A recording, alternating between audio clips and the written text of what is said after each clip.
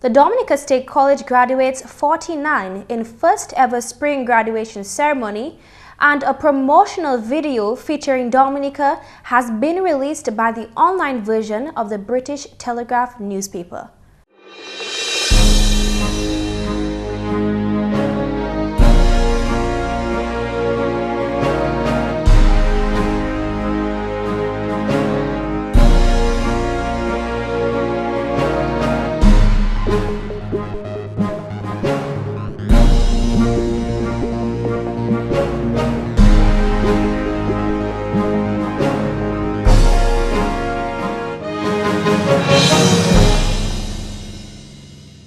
Thank you for joining us for another edition of National Focus. I'm Tasia Floissac. Stay with us for details of these and other stories right after this. The black Sikatuka fungus can survive on banana and plantain leaves even after they have been cut from the tree. Farmers and hucksters are encouraged to use alternate cushioning material when moving produce from farm to the market. Do not use banana and plantain leaves as cushioning. It is against the law to move banana and plantain trash from the field. Obey the law and stop the spread of black Sikatuka today.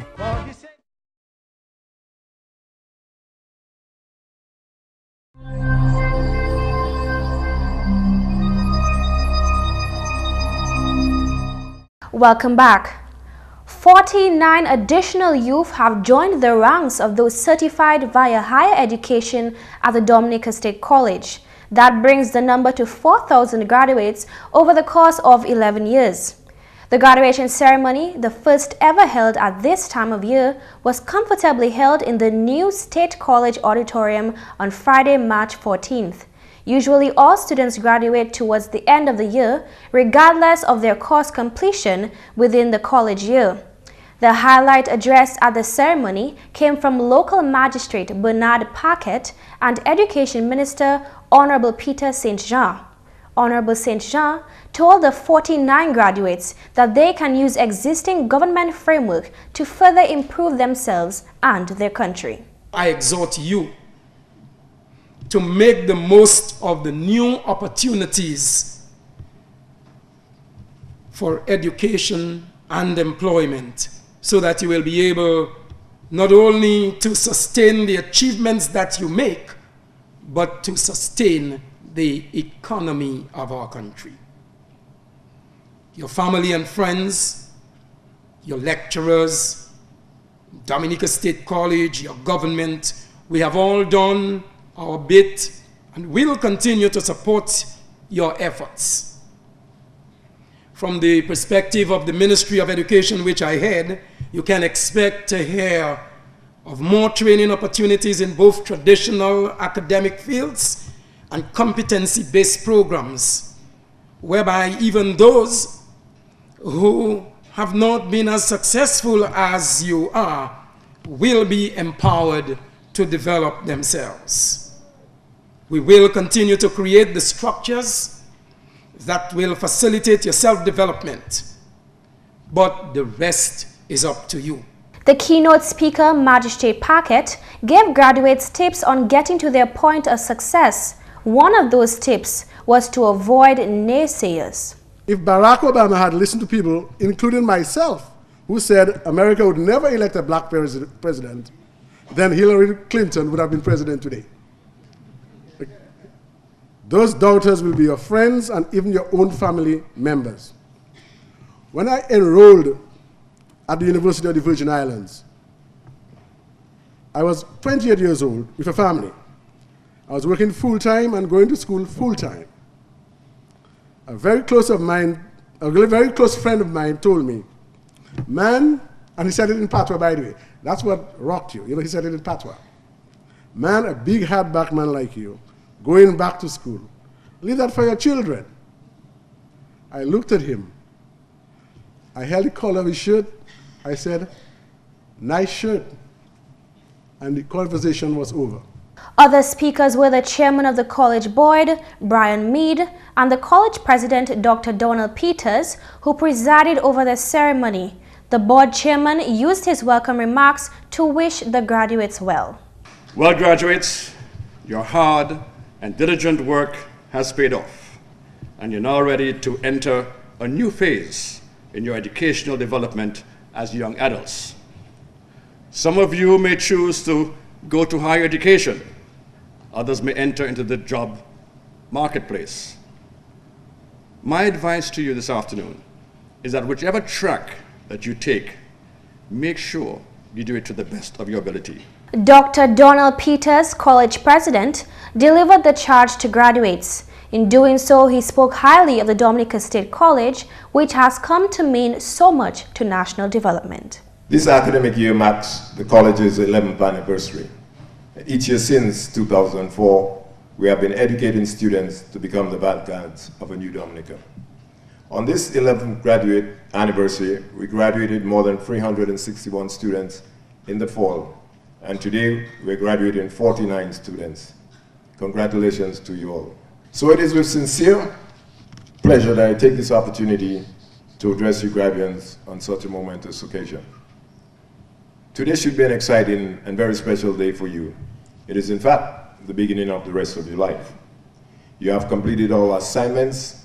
You had to deal with Auburn. I'm sure you did well with that. You stayed up late at nights, prepared for exams, passed all those exams, and today you stand here at this commencement exercise, a testament to your perseverance, hard work, and you are now a college graduate. But you could not have done it without the help and support of your parents, your family, and friends. So I think that while you celebrate this milestone in your life, we should all take this opportunity to recognize all of the people who made this possible. The awards for top achievers graduating this spring went to Jeanette Vigilant, Jasmine Vidal, and Cheryl Jean-Baptiste of the Faculty of Arts and Sciences. The nation's Minister for Education and Human Resource Development, Honorable Peter St. Jean, has taken the proactive approach and informed the most recent graduates of the Dominica State College of government's youth-centered initiatives. As a featured speaker at the graduation ceremony of the Dominica State College last Friday, the Honorable Minister outlined the government's very visible focus on youth empowerment. The central policy of this government has been to focus on helping you develop the tools that you can use to exploit the opportunities that litter your environment. This commitment to your development has several components, many of which go well beyond the Ministry of Education and Human Resource Development. That focus spans several ministries and government departments, making youth empowerment a tangible concept. The Education Minister delved into more of those youth-centered initiatives, specifically within his own ministry.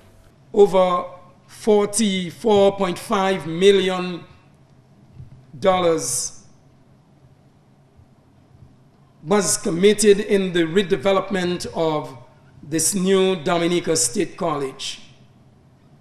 It's not only a bold physical testament to that commitment, but I believe that it is a representation of a lifelong investment in your continued development, well beyond today's graduation ceremony.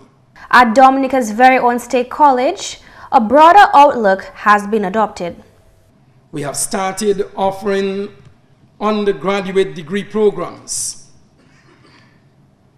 In the latter part of this year, we expect to broaden the current undergraduate offerings into liberal arts and business. You will no longer have to go through the pains of seeking an education outside of Dominica. You can remain right here with your job, with your family, with your friends, and pursue your undergraduate education. In our investment in your future, you will see opportunities for you to pursue competency-based training, such as the Caribbean Vocational Qualification CVQ. Again, commencing later this year, we will offer higher level CVQ programs at the Dominica State College. The aim of all these schemes is to help you to stay on a path of continued self-sustainability. That said, Honorable Peter St. Jean joined the other speakers in wishing the graduates well. He urged them to consider their college graduation the beginning of a journey to self and national development. Today must not be the end of your development.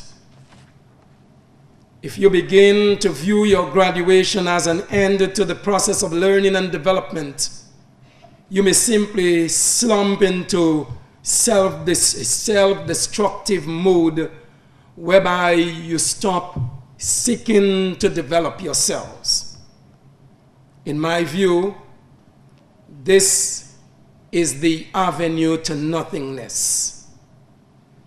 I therefore suggest to you that you must embrace today as the beginning of a new path to your continued development.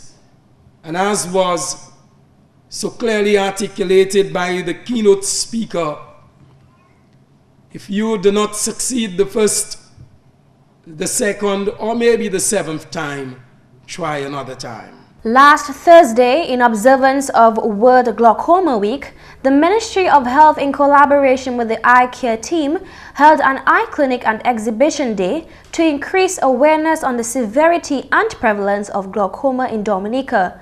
A significant number of individuals gathered at the Grand Bay Health Center, where facilitator of the event, consultant ophthalmologist Dr. Hazel Schillingford-Ricketts, emphasized the seriousness of glaucoma as a continuous disease, considered by many as the silent thief of sight.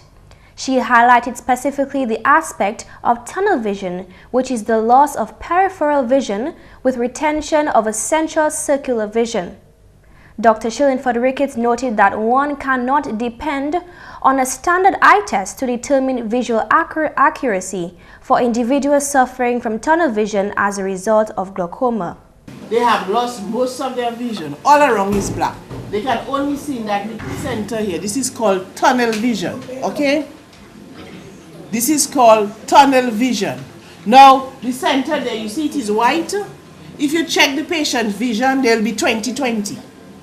So you cannot depend on the visual acuity to say whether the patient can see everything or not, because that just tests your central vision. So this patient will be 20/20, but look at their sight vision. They'll be bouncing into everything they walk in.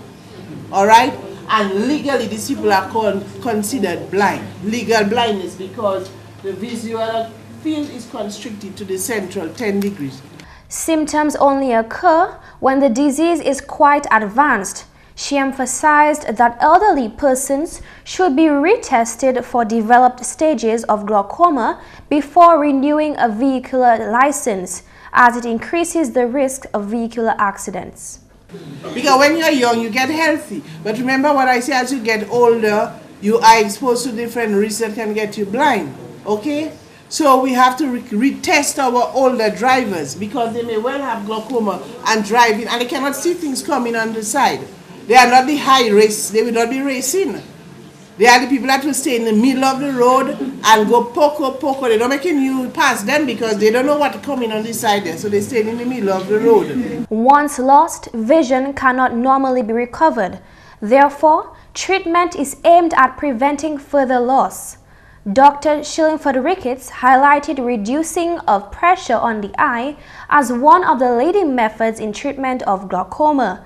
This, she says, is administered primarily with eye drops. The main treatment, although there are many things that can cause glaucoma, but the only thing that we can alter is the eye pressure. We know by lowering the eye pressure, we will either slow down or stop the progression, okay? So we have to lower the eye pressure. And there are various ways we lower the eye pressure: eye drops or tablets, laser or surgery. And even with that, when you lower the eye pressure, some people, their glaucoma continues to get worse. So this is why, even if you have glaucoma and the doctor tells you, okay, the pressure is low, you still have to continue checking. because the doctor has to repeat the field test in a year's time to see whether the glaucoma is remaining the same, which is what you want. You don't want it to progress, or whether it is progressing. If it is progressing, then the doctor have to change her treatment plan. Either give you more medication or recommend that you have surgery. Worldwide, glaucoma is the leading cause of blindness among African Americans and the second leading cause of blindness after cataracts. Prime Minister Honorable Roosevelt Skerrit continues to speak proudly about the work of his government and its ability to keep the economy afloat in the midst of challenging times. At the recent inauguration of the Colleyhole Village Council, Honorable Skerrit indicated that the current administration, despite hardship, has been able to make numerous strides since coming into office. Among the several flagship programs of government, social programs remains a major focus. Honorable Skerrit is proud that government has been able to continue the upkeep of the Yes We Care program and other programs aimed at assisting the nation's students. Housing and sanitation is also of importance to this administration. Government has a responsibility to provide for the less fortunate. There is no government in the history of Dominica, none whatsoever, that has spent on housing as we have done in the last 6 or 7 years under this Labour Party administration.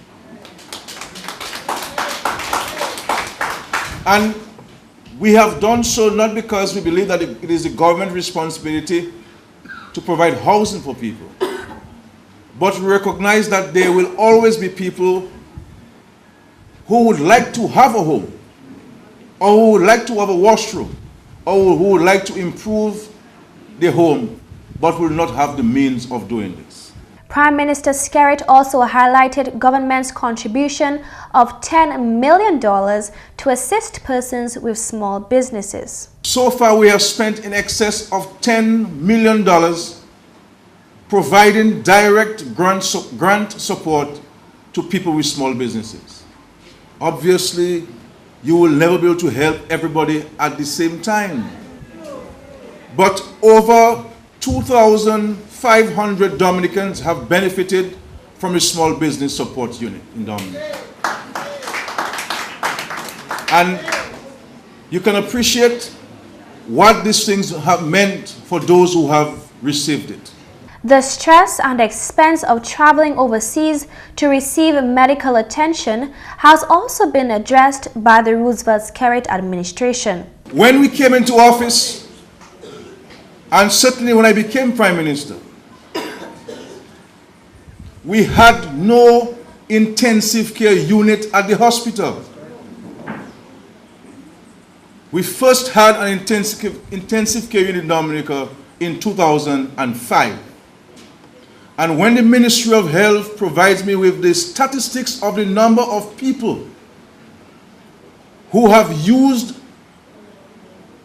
the ICU, doctors are saying one can appreciate the number of people who died in Dominica because of the absence of an intensive care unit. A very critical component of any hospital. When we came into government, the poor, the elderly, and the children of Dominica had to pay hospital fees. And you who are 60 and 70 years and who have grandparents who couldn't afford, you either stayed away from the hospital because you don't want anybody to embarrass you, or you have to go and beg your neighbor to lend you $40 to go and do a blood test at the hospital. Today, our senior citizens, people 60 and over, can go to the hospital and take and enjoy the services that are provided, and all you say when you leave in to the nurses and doctors, thank you for the care you're given to me. Skerrit says in order to achieve this, the country had to foster and maintain friendship and collaboration with the international community. This and more, Honorable Skerrit says, is what his government has been able to successfully achieve over the past years in office. And finally this news time, The Sports Division of the Ministry of Sports and Youth Affairs is taking organized physical activity to more than just school-aged youth, but to adults at the community level as well. Speaking to GIS News, the National Sports Coordinator Trevor Shillingford gave insight into the Sports Division's method of organized community sporting. He explained that the District Sports Festival was the beginning of the community sporting revolution. We are also involved in community sports. There are several programs that we do at the community level. 6 years ago, we introduced what we call a District Sports Festival, which we use as a tool to really increase or to reignite the sporting spirit among our people in the various communities. And out of this District Sports Festival, which was done as a fun-filled activity, we are now realizing that people are now gravitating more towards sports participation at the community level.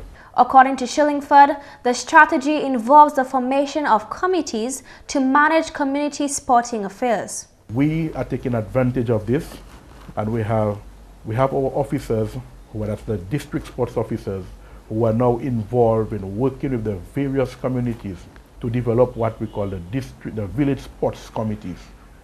These committees, we believe, will provide the basis for organizing and coordinating sporting activities at the community level.